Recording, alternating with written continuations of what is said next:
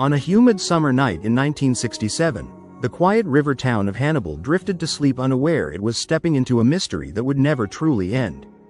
3 local boys, 13-year-old Craig Pierce, 10-year-old Mark Heim, and 8-year-old Steven Jamison, spent the evening enjoying the lights, rides, and freedom of a small carnival near the Mississippi River.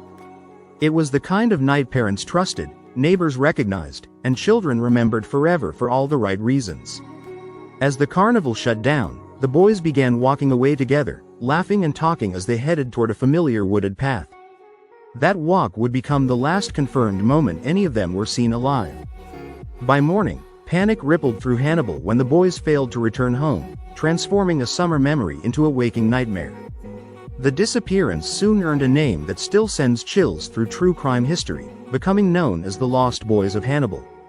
Witnesses reported seeing the boys cheerful and unafraid, showing no signs that they sensed danger ahead. There were no cries for help, no overturned belongings, and no visible struggle left behind. The silence surrounding their disappearance was immediate and absolute. Parents alerted police as the hours stretched into something far more terrifying than a missed curfew.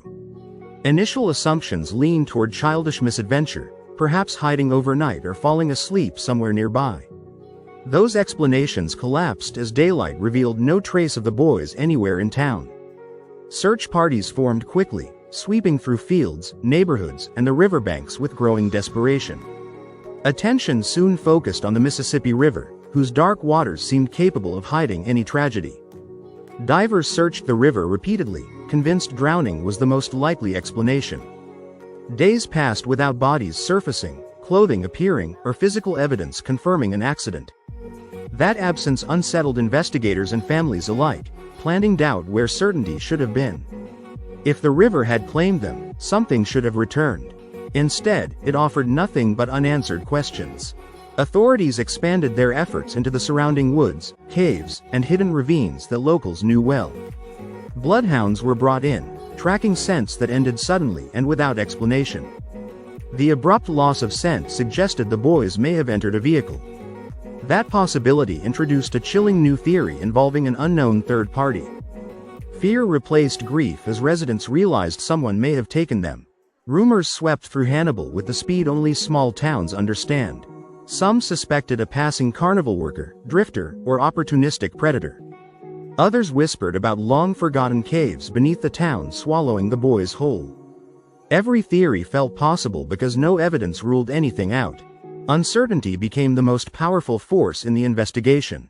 For the families, time fractured into a before and after that never reconnected. Without remains, there were no funerals, graves, or final goodbyes. Birthdays arrived, school years passed, and the boys remained frozen at the ages they vanished. Hope lingered quietly, surviving far longer than logic allowed. Grief evolved into something heavier, shaped by waiting instead of mourning. Over the decades, law enforcement reopened the case multiple times with renewed determination. Advances in forensic science arrived too late to recover evidence lost to time and nature. Tips surfaced occasionally, often sparked by anniversaries, books, or documentaries revisiting the case. Each lead promised answers and delivered disappointment. The mystery slowly shifted from investigation to legend. What makes the Lost Boys of Hannibal especially haunting is how ordinary the night began. The boys did nothing reckless, rebellious, or extraordinary by the standards of their town.